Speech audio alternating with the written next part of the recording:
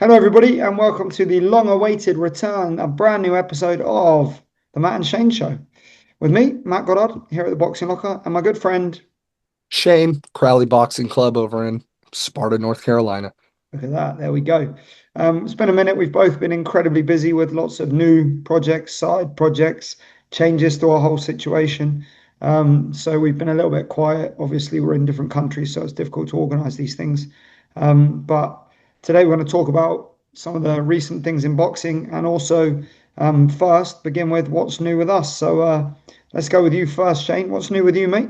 A whole lot of stuff. My cuppeth overflows. I've changed locations. I have a new gym. I have an 18-foot square boxing ring. Things are going very well for me.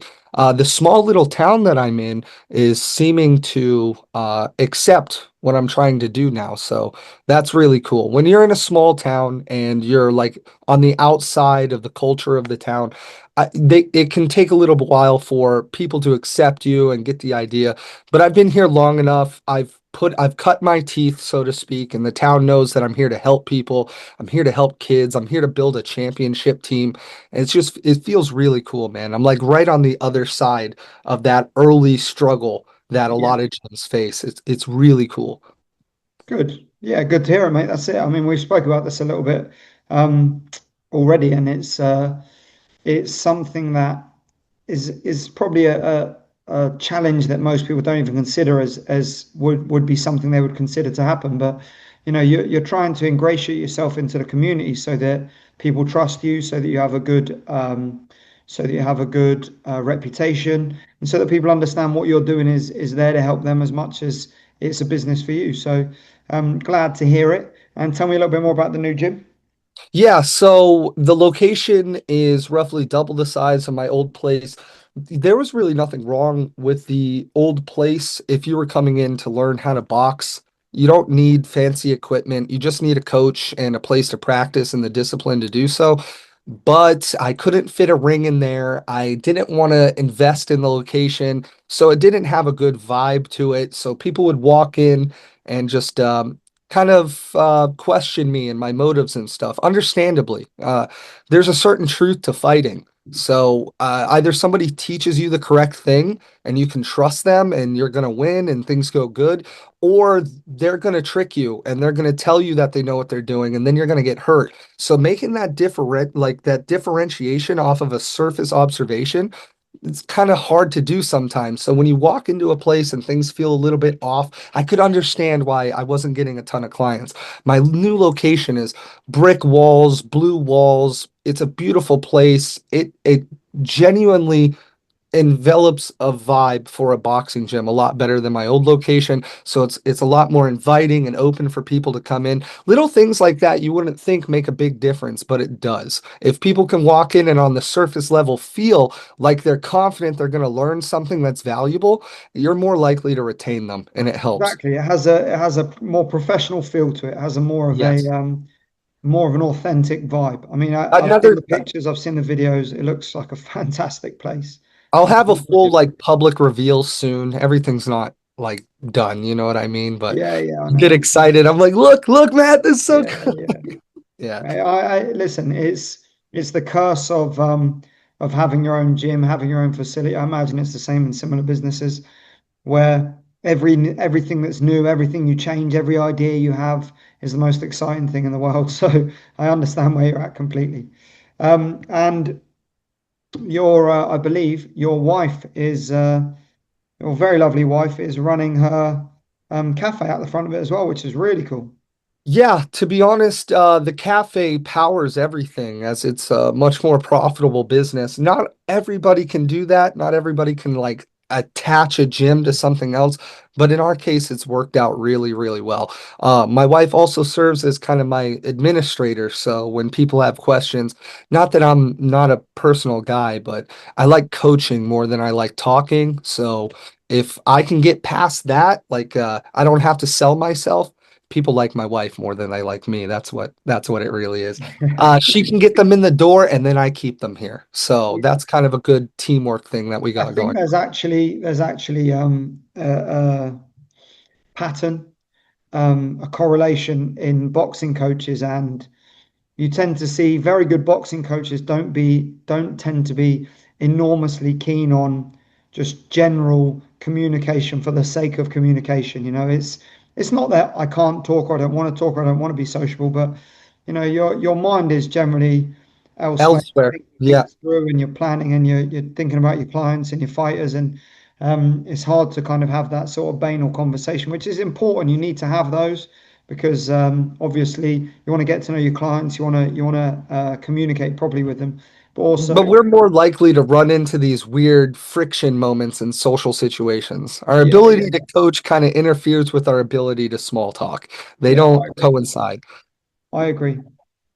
So that's very good, mate. I'm really happy for you, and it's great. It's great to see you doing so well and finally getting a little bit of recognition in your town where you come from. Oh, sorry, where you are living, I should say. But Um, anecdotally, I'll say, you've been advising me and helping me through the very beginning. I've watched other successful coaches, entrepreneurs, businessmen all say something really similar, but it's only recently starting to ring true for me. If you engage with something with enough passion, it's only a matter of time until the general public engages with you and makes it like profitable. But for those first like 3 solid years of doing this, it was like a real test. Like, how much do you want to do this? Do you yeah. actually want to do this? Do you want to keep showing up and nobody's coming? Do you want to keep showing up and people think you don't know what you're doing? Yeah, I do. And if you can get over that, for me at least, I had to choose passion over profit, and now it's starting to rebound the other way, where I'm going to have to cut back on the passion because I got too much profit coming in. Well, I think, God, I've gone all blurry. What's happened there? Oh, there we go. Well, I think boxing coaching generally is like that anyway, mate, to be honest, because most people get into boxing coaching because they have a love and a passion for the sport, an enthusiasm for the sport. Even complete newbies that have never coached and never competed, they get into it because they really love it. And turning that into anything profitable and anything business related takes time, man. It takes time. You need to convince other people of your worth. You need to demonstrate, it needs to be demonstrably valuable. And you need to obviously have evidence that you are capable of achieving things with the people that you coach. So, I've been in this now for almost 15 years, and still competing with that same thing, still trying to achieve that same result. So it all takes time, man. What But helped me a lot was you. You helped me a lot. Having a connection to somebody that knew that struggle, had already been through it, and could advise through it. You're a lot of the reason why I'm where I am now. So I'm overwhelmingly grateful for that. He'll tell you there were times, I'm not saying to do this to people, but I was like, dude, I don't know what's going on. And Matt was like, this is what it is. And it just helped a lot, where I was like, oh, so I'm not like a crazy person. No, yeah, like, well, a little yeah, bit, but yeah. Everyone needs a little bit of grateful. crazy, mate. Everybody Yeah, needs a little bit of crazy. You don't want to be completely sane, otherwise you're too normal. Um, yeah, fantastic. yeah, Um, from my perspective, what I've got new that's going on is my school community. You are yes, a member on there, uh, and that is basically a video library. I've got two at the moment, two kind of facets to it. The first is the free library that gives you access to my boxing 101, 30 videos, and then my massive health and fitness library on there. And then I've got a premium page that you're a member of, that I've got, I think there's 5 or 6 hours worth of content on there, covering all sorts of things in the boxing realm. So that's an exciting thing for me. And hopefully, having been on there, you're liking what you see. it's to me, it's the best thing you've done. I mean, obviously, you've put everything all together right at people's fingertips, easy to access, cheap. Uh, it's the best thing you've done. I go on there all the time just to kind of sharpen my own technique. Everything is right there in order. You can start from the very first video, especially in the boxing 101. You can start in the very first video, run the drills, practice the drills in the video for 10, 15 minutes each, move on to the next video. By the time you're done with those 30 videos, if you walk into a boxing gym anywhere in your country, you're probably going to scare the people that you start sparring Well, with. that's nice to It's hear. really good stuff. I like to I like to think that it's the amalgamation of everything I've ever done all in one place, really, because obviously all my books are accessible, all the programs, the video content, and I'm always trying to add new stuff to it. In fact, I've added There's another four or there's five videos today. There's boxing technique in there. Yes, I saw that. There's boxing technique in there. There's opportunity for discussion, for technique analysis. There's boxing theory in there. So there's all kinds of tools that really help you understand everything. Now, I'm not saying it's going to help us understand it as well as you do, but dude, it's an amazing tool. I'm glad you did. That's the idea, though. I'm not. I don't subscribe to the kind of keeping things secret sort of.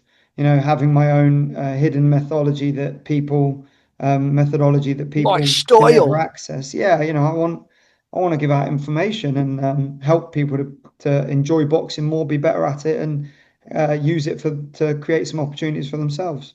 So yeah, I'm really happy with how it's going, and anybody that does want to check that out, you can head over there. Links in all of my pages, and I'll include it in the description below.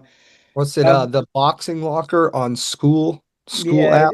anything like that. Yeah, so go to school community or school.com and just type in boxing locker and it will come up. You can join the Guys, you free wouldn't regret community it. immediately, or you can subscribe on the premium. I'm also in the process now of the planning and then the recording of a brand new course that will be purchasable on there. So it's going to be approximately 2 hour elite defensive mastery course that's just going to take people through everything that I can possibly think in my head about how to defend in boxing. So that'll be fun as well. Get that on there and hopefully get a few more of those too.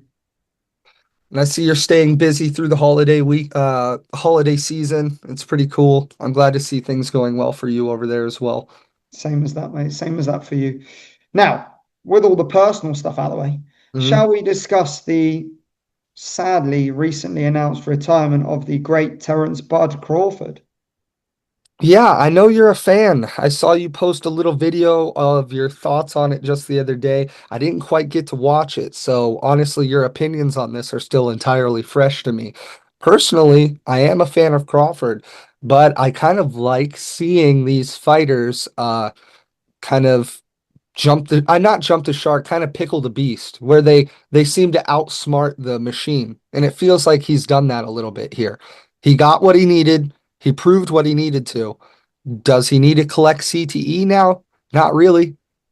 I mean, I'd love to see him fight. We'd all love to see him fight, but isn't this the smartest thing? I think there's a couple of factors for me that are, and actually there's one that I didn't mention that I am gonna bring up in this video actually. The first is it does clear out the division for the other guys. So now we might see the fights or the divisions, I should say. We might see some of the other fights that we've been waiting for. Um, and obviously he's left on top. Nothing has diminished. There's his resume is clean and that's a positive for him. And again, he's healthy and safe. The other thing is it all just a setup? Is it all just a publicity piece for a year out the ring where he can rest, recuperate, go through it all again, and then come back on the next big ring event where Terence Crawford returns to face, I don't know, Jaron Ennis or Virgil Ortiz once they've invested some time and money in their promotion. So that's another thing. And the final one, just before I give you opportunity to respond to those, is the passing of Victor Conti, snack system, who, as everybody probably knows, famously is associated with a lot of PEDs, and he's now disappeared and is no longer around. And interesting that Terence Crawford, I'm not suggesting anything, this is not an allegation, just an interesting time to retire, having moved up in weight and perhaps now not have the advantage of the connection that you had with Conti and Snack System. So I don't know. Three interesting points anyway. Let me know your thoughts. Yeah, so I think that the formula of retiring to pull in a bigger ticket draw, that's a formula it works, it's successful, so that it is possible. He's just pulling back to draw more attention for a return. 'Cause here's the thing about Crawford, he's undeniably one of the greatest boxers that's ever done it now, but he doesn't have that household recognition. I think more people still consider Canelo a greater boxer, even though he was defeated by Crawford. So I think people want to see Crawford give those extra couple of fights to really cement that legacy. I think Crawford's kind of playing on that. I think he knows, hey, I know you guys want to see me fight a couple more times, but I didn't think about the recovery. I didn't think about the opportunity to take a step back, build oppositional promotions, because after all, that it's a business. It's about draw, it's about entertainment. It doesn't matter how good you are if nobody wants to see who you're fighting. So give those guys some time to kind of grow up and do it and then make a bigger draw. Oh, you pulled me out of retirement. These young bucks, they're so good. I got to show them what for. I think that's a big Exactly. thing because he's still Exactly. so young. Now, the Victor Conti thing, that's totally new to me, but it's very interesting. Performance enhancing drugs. I take creatine. I don't know if you would consider it that, but it certainly is. If I wouldn't take it, I wouldn't recover as fast as I do. And if it turned out the athletic, uh, the Commission. WASADA commissions say, hey, creatine's now a performance enhancing drug. We're monitoring for it. If you take it, you can't compete. I would understand and I would restrict it and I would tell my fighters not to use it. But I would have to think, is this going to impact my performance? So if he does have a connection to somebody like Victor Conti, the Balco scandal, the guy that literally knows how to cheat the system when it comes to performance enhancing drugs, if he's out of the picture and that does have anything to do it, maybe it's just a coincidence and a conspiracy in a way, but that's interesting. I would say, listen, you know my opinion on performance enhancing drugs. My general opinion is that they're probably all on something of some kind. Some of it is probably completely legitimate and Yeah. acceptable, and some of it's probably over the line. But um, the biggest thing with it is who's got the most money, who can afford to have the best, who's got the best scientists, and It that's starts to become a battle not of athleticism, but of connections and yeah, networking, exactly, which is exactly, interesting. Yeah. and money, and money. Yeah. But look, all of that aside, it's sad to see if this is the last we see of him. It's sad to see the end of a great career. I mentioned in my other video, three fights stand out for me. He came over to the UK and he beat Scottish guy Ricky Burns. The fight against Sean Porter because of the whole being told he was down in the corner and then coming out and just walloping him.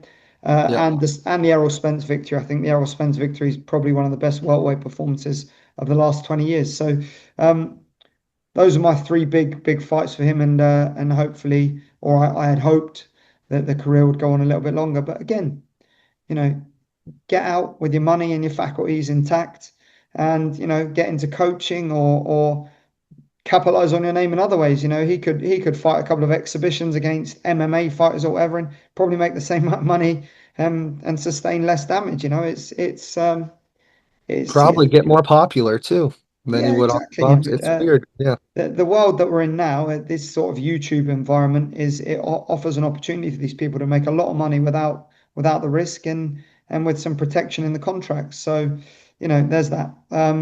Anyway, sad to see I him just go. I just thought of some stuff real quick. Let me try to they're ruling in America that they're trying to open up extra boxing commissions. So they're trying to make it so that US boxing isn't in America, USA boxing is kind of like the monopoly of amateur boxing here. You cannot be an amateur boxer unless you go through US boxing. That's fine, to be honest. They're a great organization. They have great coverage, great protocols in place to keep fighters safe and everything, but it is quite restrictive and it starts to become sort of a buddy club where it kind of feels like a fraternity more than an athletic association. So I think that's interesting. You've got like Dana White getting into Zuffa boxing and all that stuff. I wanted your opinion on that. Extra boxing commissions opening up, more stuff like that. Yeah, what do you think of that? Well, so we had a situation over here in the UK where England boxing I believe it was two or three people off the board, the top sort of names, um, split away and separated and created a thing called Alliance Boxing, and they obviously weren't IABA affiliated, or AIBA, sorry, International Boxing Association affiliated. They weren't affiliated with Olympic boxing, but they had their own national tournament, and a lot of gyms, because the sanctioning fees were different and because the um, administrative stuff was different, left and went to Alliance. But then obviously, say that's 30% of boxing gyms in the UK. That 30% are then lost to the world of boxing. So a lot of them gyms, they can only compete with each other. They can't compete with England boxing. Their national tournament is only 30% of the pool. So listen, it is positive in some ways because it creates a market, and a market forces better pricing, better accessibility, a better product. But it's just what happens in the meantime while these things kind of balance out and manifest themselves correctly, so that the people who suffer aren't the boxers. That's the big issue. The It's the pendulum will swing. Yeah, exactly, and it needs to always be the issue for me with these sanctioning bodies, governing bodies, associations. The issue for me is that I always feel that they are operating with their profitability at heart, with Mhm. their board of directors and their leaders at heart, rather than at the grassroots, the core of the associations, which is the boxers, Are you having saying are you saying they prioritize ticket sales over the skills of the boxers involved? no. What I'm actually saying is they prioritize making money over everything else. That's all they care Ah, about. all And they like it's charging enormous administration fees to be a member and to host shows. And I mean, it's incredibly expensive in the UK to host amateur boxing shows, and it's an absolute liberty. Um, and a sport that was developed and has grown off the back of the poor, of the working class, of people who struggle and have challenges in their day-to-day life, who perhaps are orphaned or have single parents who have grown up in bad circumstances. They're the people that are coming to these boxing gyms, and it's offering them salvation, it's offering them an opportunity. And the boxing gyms are closing down because they can't afford to run. Um, or if they do, they are funded by companies that then expect returns, expect promotion, expect social media exposure, and it's a challenge, man. It turns something that's a community-driven, charitable endeavor into something that is market-driven and about profitability, and that's sad. in America, I've come to notice that a lot. That the people who end up being able to be successful in boxing, I wanted to box, I wanted to fight. I didn't have a network around me when I was younger to be able to do it, and it's becoming more and more obvious that it's becoming restricted to the lower classes. The people who need it the most and will be the best fighters, because it's boxing and fighting in general, but boxing historically has been an amazing tool for class mobility. People that are willing to put in the work and have the discipline can change their lives. But what's happening is the business structure involved around coaching is getting so restricted to like class. Now, the only people that I see really getting past like even not even a journeyman level, even an amateur level in boxing or MMA, BJJ, are parents that are coming from good households, parents that are still together, lot of money coming in through the family, extra time to bring them to events and stuff like that. It's harder and harder for me to see kids that really want it and to deserve it. Let me put it this way. I still pay for most of my kids to go to their tournaments. Like, like, like I still have kids that come here. I shouldn't say that for free because it's not it's like I want them to be as good at this as possible. And maybe they won't be champions and stuff, but those kids are the ones that you kind of do it for. It's those people that you kind of do it for. But the business runs off of the kids that are This is softer, this is the issue, mate. It's most kids that boxing take a coaches, punch and again, quit. do boxing because they love the sport, because they see the positive impact it can have. And at its core, that's what grassroots boxing is. But what you have is you have people who are purely doing it to make money. Now, I run boxing club, junior boxing, and I do it at an incredibly low cost compared to most other classes in the area. And I live in a fairly affluent area in the country, and I do it because that's the thing that I love doing. If I wanted to just make money, I would cut it out. I would just wouldn't do it. I'd just do personal training sessions and coach people boxing that had loads of money to pay me. The Right. reality is that boxing is a sport that needs to be accessible because it gives people who don't have an opportunity to escape their world and their constraints within that world. It gives them an opportunity to become something more, to experience a sense of self-value and self-worth that you don't find anywhere else. And it's empowering for people who perhaps aren't academically too capable, or who um, otherwise have challenges like neurodivergence of any sort of thing. And it gives them an opportunity to do something that builds them and helps them grow as people. And it's sad to see it being turned into something that it was never meant to be. Like I said, at this point, it does feel like the only way you can get to like an amateur level in boxing is if you've got a healthy family around you, a support structure, or you've got like me, like I'll just commit to kids that I see come in here. If I know their parents aren't of the character that they need to be, like I'll take that on for them. But it's tricky. It's like I could up and move right now. I've invested in where I am. I'll probably never make the money back. That's just the truth. Yeah. My ring alone, I'll probably never pay for it. But I will make sure that the kids that come in here leave better young men. That the obstacles that they encounter in life will be easier for them to overcome because they know how to deal with somebody trying to take their head off. It's all relatable. Yeah, I could up and move. I could dismantle my gym and move to a big city, and I'm realizing that now. I have that skill. I can teach people, and I could probably start making a lot of money.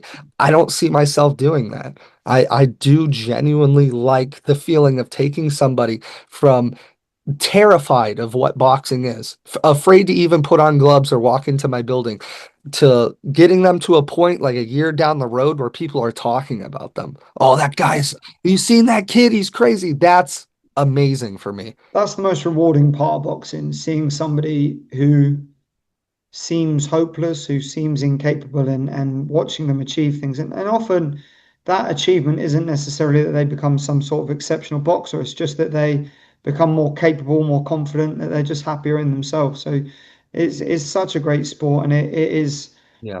it is ruined by um, the monetary focus of these big organizations, including in professional boxing.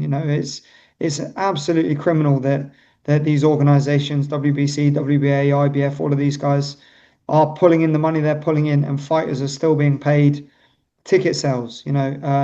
Promoters are pulling in the money they're pulling in, and fighters are still being paid 10% of ticket sales. And they're putting bums on seats. And that's where people like Floyd made the right decision, because they promoted themselves, and they took the power out of the hands of these promotional companies and sanctioning bodies. But the issue there is not everyone can be Floyd. Not everybody has got the profile, the capacity, or the skill to do it. So it's tough, man. And it's not. I would never recommend anyone gets into boxing to make money in any capacity, coaching, anything, because it's a hard industry to be in. But I would always recommend everyone gets into boxing for all the positives, for all the other reasons. So there we go. We've only got a few minutes left on this recording here, bud. So what else do you want to cover? Anything Let's else to see talk here. about? Oh, Yeah. Inoue looking for his fourth Mm. world title fight in 1 year. Insane numbers, and the only guy active in all of boxing doing it deserves an enormous amount of credit for that. I love the way that guy fights. He'll literally take a shot and try to take somebody out. It is genuinely the coolest thing. I saw somebody speaking on it earlier. They say it has something to do with cultural spirit, that Japanese fighters have this sense of warrior and that they'll step forward and move forward. And I don't know if that observation is off or not, but it seems pretty on point. Like anyway, will fight. And he won't just, he'll box when he needs to box, but he'll actually like brawl. He'll Yeah, well, fight with, it he'll seems brawl like with technique. they've retained far more of their inherent kind of historical culture than a lot of places have. even though they're very technologically advanced and very modern. And that spirit and culture is definitely there, isn't it? You can see that in him. You can see that in his family. You can see that in a lot of the other Japanese fighters that are active at the moment who, you know, no one's ever said that, or I mean, they may have, but it's very rare to hear, and certainly I haven't heard of a Japanese fighter coming out and capitulating, giving up, quitting. You just don't hear about it. They're always in wars. They're always in hard fights. It's always a tough fight, and any other result is always shocking. So, yeah, anyway, enormous credit, deserves enormous credit, and actually the to fight 4 times in a year at that level and be that good is testament not only to his skill but also to how disappointing the rest of boxing is and how money driven the rest of boxing is, because they won't put on more shows for these guys because they don't think they can make enough money off the back of them. Whereas Inoue, obviously being an enormous sell in Japan and soon the broader world, is obviously capable of selling these shows out and putting bums on seats. So a lot of admiration for that guy and what he's doing in boxing. I agree. I feel like a lot of people that are in those promotional spaces aren't as intelligent as they deserve to be in some of those positions. And when you're dealing with cultural obstacles like that, they'll use it as an excuse to mistreat those fighters. They're just not intelligent enough to capitalize off of the opportunity that Inoue presents. That's just what it is. Or other Japanese fighters with similar caliber of skill. Well, similar willpower, let's say. Yeah, yeah, for sure. I mean, the Japanese market is obviously makes a lot of money in and of itself. Um, so it's it's I mean, I think Top Rank have got most of it sort of tied up if you look at the big organizations over there. But listen, that's the name of the game. That's the name of the sport. And how many people have we sort of lost to bad promotion? How many great fighters have been lost to bad promotion? It's crazy. Um, some enormously rich in potential fighters and some exceptional talents that didn't have the backing and didn't get what they should have got out of the sport, and that's sad. But again, another one of the examples of why money is what ruins the sport, not what makes it good. Man, it is good to get another episode in. Hopefully, we'll try to get some more conversations in. Yeah, definitely, mate. Definitely. Now we've sort of got a bit more figured out. We'll try and do them regularly again. Coming into 2026 as well. Make sure we're active and putting lots of content out. It would be great as well to get some stuff put together from you to have on the school community as well, if you'd be willing to do that. Get some Yeah, content put together anytime. that We would can be have a fun. chat about that and see whether you want to contribute. That would be fun. Yeah, let's do something. Cool. Um, so yeah, there we have it, guys. That's us back in action. As you heard, we're going to try and be active again now. I'm also putting a lot more content out across all of my social media. You'll notice on my Instagram, there's a lot more videos up, a lot more consistently. So I'm trying to be more active again. It's not easy with 3 kids, 2 gyms, and all of the following I've got. So it's a bit of a challenge, but we're getting there, man. We are getting there. And congratulations everyone that follows, make sure you drop Shane Crowley Boxing Club a follow on all of his channels. You can see it there in the image next to him. Uh, find him everywhere. And if you're local to Sparta, if you're anywhere in North Carolina at all, go and see Shane. He's a good coach. He's taken a lot of information from me. I've learned things from him, and we work together really well. So um, long may that continue, and God bless, my friend.